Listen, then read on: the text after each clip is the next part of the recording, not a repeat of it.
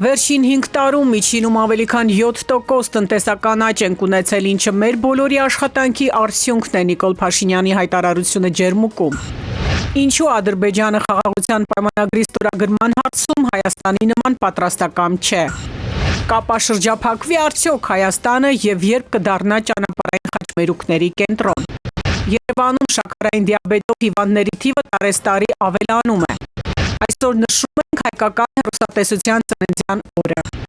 Հայոց առաջին լուսավորիչներ Սուրբ Թադեոս եւ Սուրբ Բարդուղիմեոս առաքյալների տոնին մատուցված Սուրբ Պատարագից հետո Գալիկին II օրհնել է հավատացյալներին։ Բարի երեկո, ուղիղ եթերում աշխատանքն է շարունակում, ժամը լրատվականի գլխավոր թողարկումը։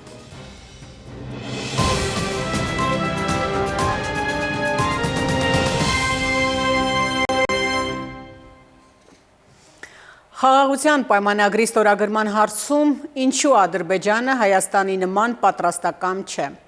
Ինչն է խանգարում խաղաղության համաձայնագրի վերջնական վավերացմանը։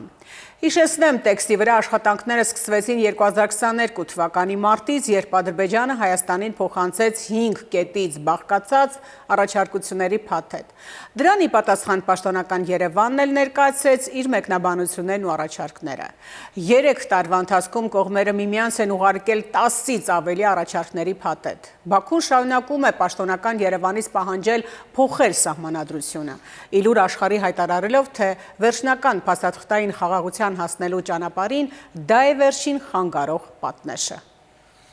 Հայ-ադրբեջանական խաղաղության պայմանագրի նախաստորագրումից գրեթե 4 ամիս անց այն վերջնական դարձնելու ժամկետներ չկան, չեն ուրվագծվում։ Հայաստանի փոխարտգործնախարար Նեբանաձև էլ մեծ հույս կա ապագայում կստորագրվի։ Խաղաղության գործընթացն այս պահին բնականon հունով շարունակվում է եւ մենք մեծ հույս ունենք, որ համաձայնագիրը ապագայում կստորագրվի։ Այս առումով կան նաեւ անընդհատ կոնտակտներ։ Թեկուզ եւ նախաստորագրյալ պայմանագրի համաձայն Հայաստանն ու Ադրբեջանը պետք է չխառնվեն միմյանց ներքին գործերին, Բաքուն մեկ է շարունակում է Երևանի առջև դրած պայմանն անփոփոխ թողնել։ Նրանց դիտարկմամբ վերջնական փաստաթղթային խաղաղության հասնելու ճանապարհին մնացել է միայն մեկ պատնեշ՝ մեր մայր օրենքը, սահմանադրությունը, որի նախաբանում հղում ենք անում երրորդ հանրապետության անկախության հռչակագրին, որտեղ էլ ամրագրել ենք Արցախի հետ վերամիավորվելու մեր ազգային նպատակը, եւ Ադրբեջանի նախագահի կաբինետը հենց այս դրույթն է մեկնաբանում իբրև տարածքային պահանջ։ Պարզ ասած, եթե մեր երկրի իշխանությունները իրենց ձևակերպմամբ ոչ թե Ալիևի պահանջով, այլ երկրի ամենաբարձր իրավական փաստաթղթի նկատմամբ հանրային վստահության պակասի պատճառով նախատեսել են սահմանադրական փոփոխությունների հանրաքվեն անցկացնել եկող տարվա խորհրդարանական ընտրություններից, այսինքն հունիսից հետո, ստացվում է մինչև 2026-ի տարեկես այս թուղթը հենց այսպես նախաստորագրված էլ կմնա։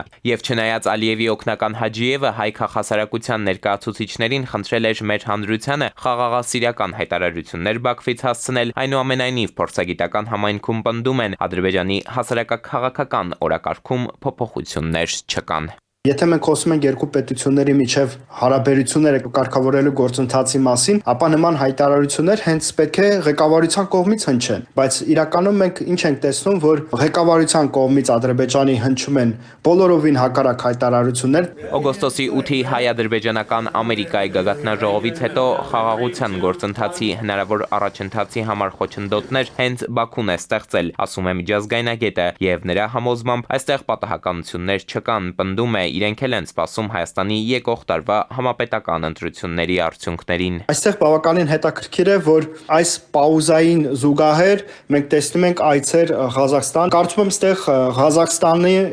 երկու կողմերը դիտարկում են որպես միջնորդ մեր տարածաշրջանում, կարող է ինչ որ ազդեցություն ունենալ, դրական ազդեցության մասին է խոսքը գնում, այս գործընթացը ակտիվացնելու հարցում Ղազախստանը ունի իր հետաքրքրությունը դրանում, դա տրանզիտի հարցն է, լոգիստիկայի հարցն է,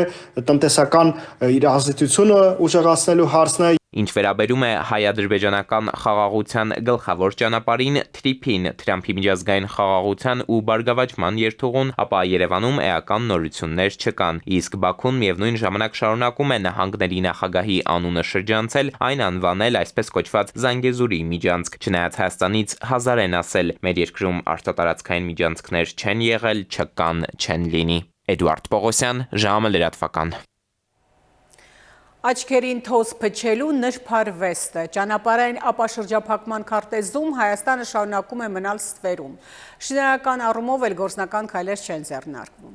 Ովքեր են արհեստական խոչընդոտներ ստեղծում Հայաստանի համար կարևոր եւ կենսական նշանակություն ունեցող այդ ուղիների ապաշրջափակման հարցում։ Աշխարհագրական տարբեր ուղղություններով ինտենսիվ կառուցվող ճանապարհները չգիտես ինչու շրջանցում են Հայաստանը։ Միջին եւ կենտրոնական Ասիայի երկրներից Եվրոպա եւ հակառակ ուղությամբ թե երկաթուղային եւ թե ավտոմոբիլային ճանապարհների խաչմերուկում մինչեւ այս պահը Հայաստանը կարծես թե չի նշмарվում։ Վերջին օրերի ընթացքում ինտենսիվ քննարկումներ ու հանդիպումներ տեղի ունեցան Բաքվում։ Իրեւ ճանապարհային նոր երթուղիների շուրջ Ադրբեջանում ծավալված քննարկումներին Հայաստանից նույնպես ներկայացուցիչ էր մասնակցում։ Ուշագրավն ու ակնառուն այն է սակայն, որ բոլոր կառուցված եւ նոր կառուցվելիք երթուղիները շրջանցում են Հայաստանը։ Նոյեմբերին Ղրղզստանի, Ուզբեկստանի եւ Թուրքմենստանի միջոցով Չինաստանի Քաշգար քաղաքից դեպի Ադրբեջան բազմամոդալ բեռնափոխադրումներ են սկսվել։ Եվրասիական տրանսպորտային երթուղին, որտեղ Հայաստանը չկա, Չինաստանից Եվրոպա բեռնափոխադրումների համար առաջարկում է այլընտրանքային տարանցիկ ճանապարհ Միջին Միջանցքով։ Այդ միջանցքի հարավային թևը համարվող Եվրասիական տրանսպորտային երթուղին ընդգրկում է Չինաստանը, Ղրղզստանը, Տաջիկստանը, Ուզբեկստանը, Թուրքմենստանը, Ադրբեջանը, Վրաստանը եւ Թուրքիան։ Թերևս այս երթուղում նույնպես Հայաստանը չկա։ Մյուս կողմից էլ Ռուսաստանը, Ադրբեջանն ու Իրանն են աշխատում հյուսիս-հարավ միջանցքի համար միասնական սակագներ նախատեսող եռակողմ համաձայնագրի վրա։ Մոսկվան արագացնում է Ռեշտ-Աստարա իրանական հատվածի շինարարությունը, որը տարիներ շարունակ մնացել այսպես կոչված մեռյալ խցանման կետ։ Ռուսաստանն ու Իրանը ռեսուրսներ, ժամանակ եւ քաղաքական կապիտալ են ներդնում Ադրբեջանով անցնող երթուղու զարգացման գործում։ Հյուսիս-հարավ միջանցքը նպաստում է ոչ միայն Ադրբեջանի եւ Ռուսաստանի, այլև տարածաշրջանի այլ երկրների, այդ թվում Վրաստանի եւ Իրանի միջև բեռնափոխադրումների աճին։ Թուրքիա եւ Ադրբեջանի իշխանությունները հաճախ են հայտարարում, որ Հորադիս Աղբերդ գծի շինարարությունը մինչև Հայաստանի սահման ադրբեջանական կողմը նախատեսում է ավարտել 2026-ին։ Այլ կերպ թուրքական աշխարհը ջանք չի խնայում տարբեր ճանապարհային ցանցերով կապ հաստատել Եվրոպայի հետ։ Հայ քաղաքագիտական համայնքն ու վերլուծաբանները հույս ունեն, որ Հայաստանին եւս կդիտարկեն Ասիան Եվրոպային միացնող խոշոր ճանապարհային ցանցում։ Այն ինչ ծավալներով, որ Թուրքիան նախատեսում է, նաեւ Ադրբեջանը ընդգրկվի Չինաստանից դեպի Եվրոպա առևտրային այս ենթակառուցվածքների մեջ, դա կենթադրի անպայման Հայաստանի այս տարբեր ենթակառուցվածքներն օգտագործելը։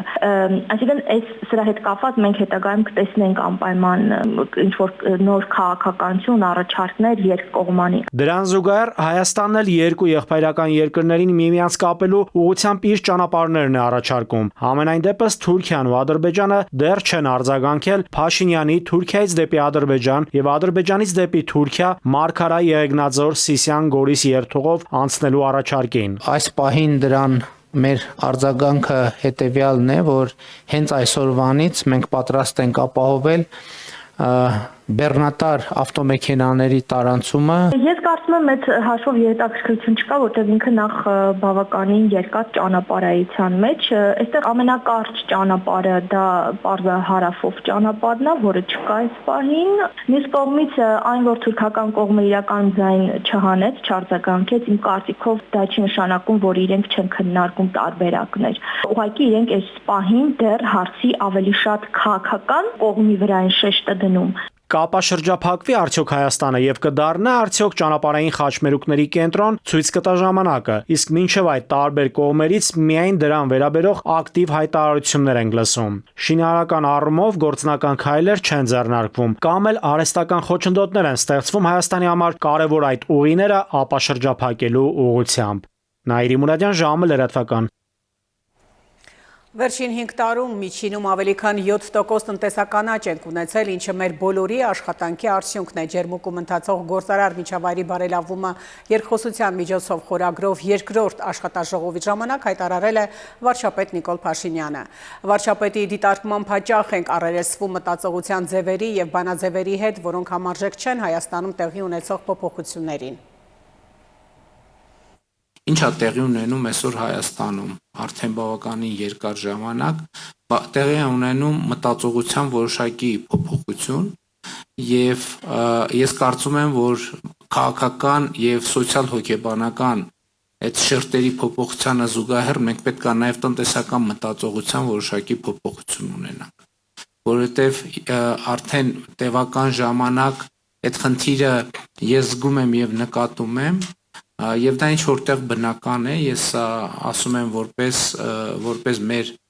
սեղանին դրված հարց, որը մենք պետք է լուծենք, որովհետև տնտեսության մեջ էլ մենք հաճախ առերեսվում ենք մտածողության ձևերի եւ բանաձևերի հետ, որոնք համարժեք չեն այն փոփոխություններին, որ տեղի են ունենում Հայաստանում։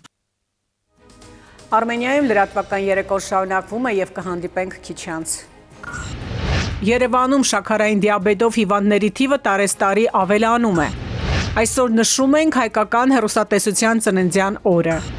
Հայոց առաջին լուսավորիչներ Սուրբ Թադեոս եւ Սուրբ Բարդուղիմեոս առաքյալների տոնին մատուցված Սուրբ Պատարագից հետո Գարեգին II օրհնել է հավատացյալներին։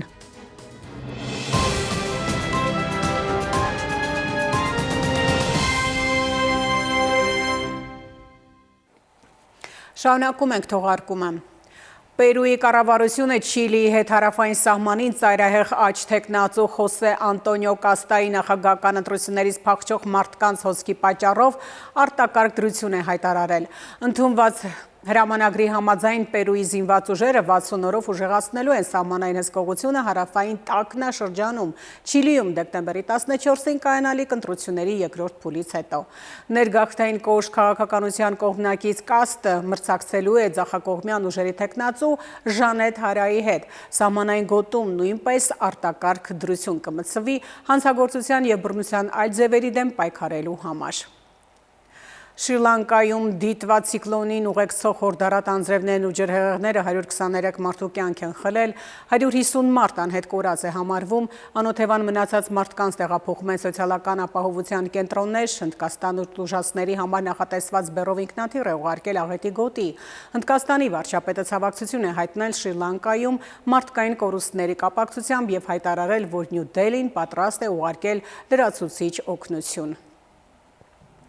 Հարավ-արևելյան Ասիայի երկրներում, Թայլանդում, Ինդոնեզիայում եւ Մալայզիայում շարունակվող հեղեղումների եւ սողանքների հետևանքով տասնյակ մարդիկ են զոհվել, հազարավորներն էլ ստիպված են եղել լքել իրենց տները։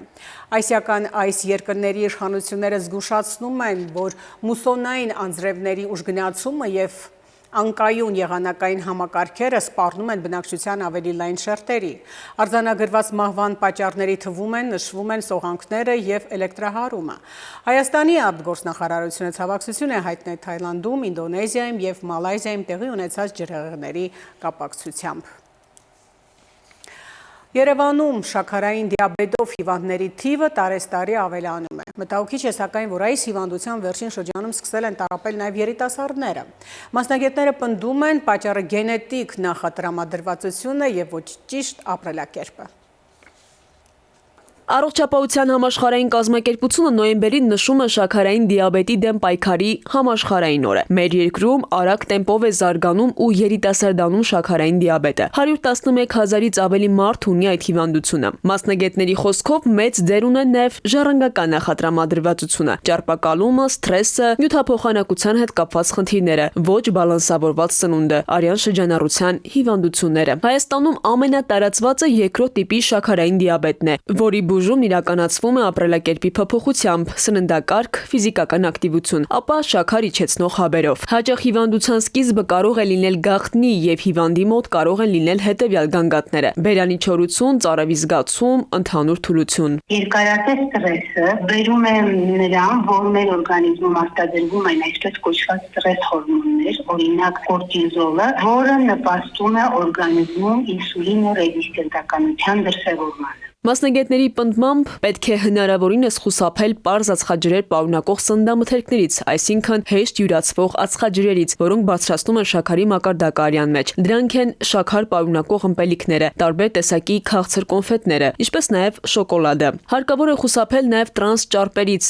ֆասթ ֆուդից կամ տապակած որևէ տեսակի սննդից։ Անհրաժեշտ է սնվել օրվա ընթացքում 3-ից 4 անգամ, որ օրգանիզմում չլինեն շաքարի մակարդակի կտրուկ տատանումներ։ Դասելի է օրվա մեջ ընդունել նաև շատ բջջանյութեր, սպիտակուցներ, ինչպես նաև ածխաջրեր։ Պետք է նաև կարգավորել քունը։ Կանոնավոր օրական 6-ից 8 9 ժամ քնելը կանխարգելում է ինսուլինի ռեզիստենտականության առաջացմանը, ավելի վաղ են գնում քնելուն եւ անոնց չեն օգտագործում երեկոյան գիշերային ժամերին եւ բացի դրանից էլ առողջ քնի պայմաններում նորից ստրես հորմոնները քիչ են արտադրում եւ նորից հիվանդի մոտ սննդի պահանջարկի քանակն է նվազում։ Արաքելյանի խոսքով վաղ կանխարգելման համար անհրաժեշտ է, որ յուրաքանչյուրը 35 տարեկանից հետո հետազոտվի։ Դիաբետի միջազգային ֆեդերացիայի վերջին զեկույցի համաձայն աշխարհում 10-ից 4-ը չի էլ գիտակցում, որ ունի այդ հիվանդությունը։ Ֆեդերացիայի կանխատեսումներով մինչև 2030 թվականը ամբողջ աշխարհում դիաբետիկների թիվը կհատի 643 միլիոնը։ Քնարիկ Պետրոսյան, ժամը լրատվական։ Այսօր նշում ենք հայկական հեռուստատեսության ծննդյան օրը։ 1956 թվականի նոյեմբերի 29-ին Հայաստանի խորհրդայնացման տարեդարձի օրը հեռարձակվեց հայկական հեռուստատեսության անդրանիկ հաղորդումը։ Հայկական եթերի առաջին հաղորդավարը Նարա Շլեփչյանն էր։ Հիշարժան այդ օրը հայկական հեռուստատեսությամբ ցուցադրվել է գեղարվեստական կինոնկար եւ Մոսկվայում անցկացված հայկական գրականության եւ արվեստի 10-օրյակի եզրափակիչ համերգին նվիրված ֆիլմ։ Հայկական հեռուստատեսությունը մեր բոլորի տունն է, որը ստեղծում է պատմություններ միավորելով սերունդներին մեկ էկրանի առաջ։ Արմենիա հեռուստաընկերությունը հիշարժան օրվա առիթով շնորհավորում է իր գործընկերներին։ Բարի երեկո, սիրելի հեռուստադիտողներ։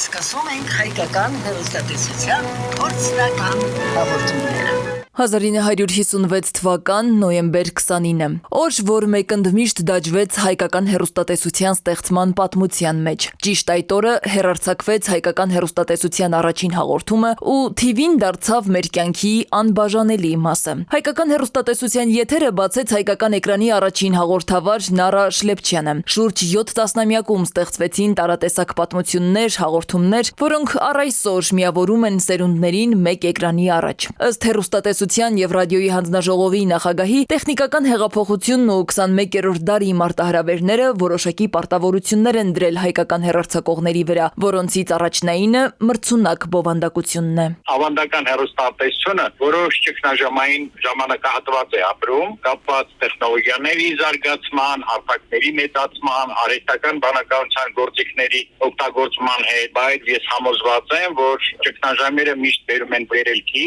եւ այս փորձության ժամանակահատվածը կբերի նոր եւ զարգացումների իշա իհարկե առաջերտին մեր լսարանի։ Խորհրդային միության փլուզումից ու անկախության հռչակումից հետո հայկական հեռուստատեսությունը աստիճանաբար ձերբազատվեց գրաքննությունից, ազատ խոսքը թե վեր առավ։ Եթերում հնչում էին կարծիքներ, գաղափարներ, որոնք կարող էին դուրս չգալ իշխանություններին, սակայն այդ տարիներին քաղաքական նկատառումներով չփակվեց եւ ոչ մի հաղորդում։ Հեռուստատեսության միջոցով փորձ էր արվում իրականացնել ազգային քարոզչություն, իսկ կրթությունն ու գիտելիքը առաջին պլանում էին, որն ըստ մեդիա ոլորտի փորձագետի մերօրյա բովանդակությունում բացակայում է։ Կուզեինք տեսնել ավելի շատ կրթական ծրագրեր, ավելի շատ քննարկումներ, ոչ միայն հարցազրույցներ, թոքշոուներ, լսարանի համար մրցակցությունն որ շատ սուր է ու կարծում եմ հեռարձակության համար շատ կարևոր է, որ այդ ժամանակակից մարտահրավերները չանտեսի եւ կարողանա լինել հեռուստադիտողի համար շատ կարևոր տեղ, որտեղ որ մարդիկ կդիմեն։ Այսօր ժամանակակից հայկական հեռուստատեսությունը բացի աշխարհի անցուդարձի մասին մանրամասն տեղեկություններ հաղորդելուց դարձել է նաև հասարակական կարծիքի ձևավորման հզոր միջոց։ Այն շարունակում է իր գլխավոր առաքելությունը՝ լինել վստահելի ուղեկից, լրջագույն իրադարձությունների ականատես ու արձանագրող, ինչպես նաև մշակույթի, կրթության ու ժամանակի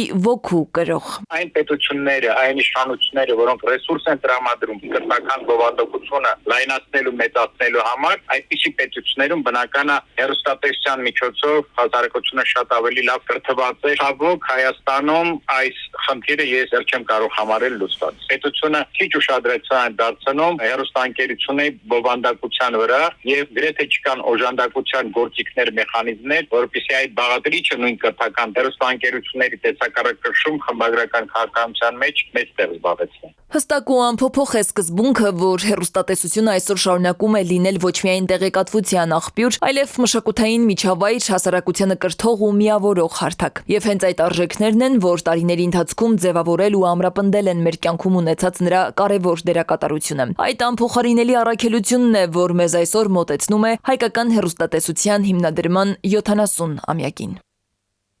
Սվետլանա Ավդիշյան, ժամը լրատվական։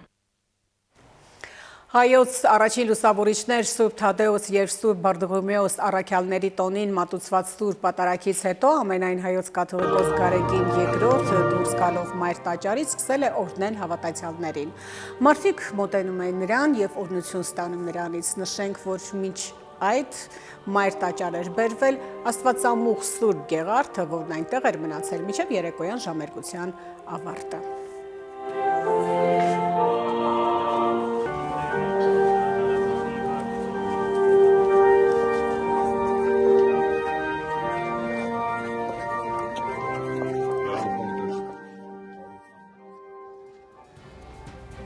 Արմենիայի ուղիղ եթերում լրահոսը սպառված է, շնորհակալություն ուշադրության համար, ցտեսություն։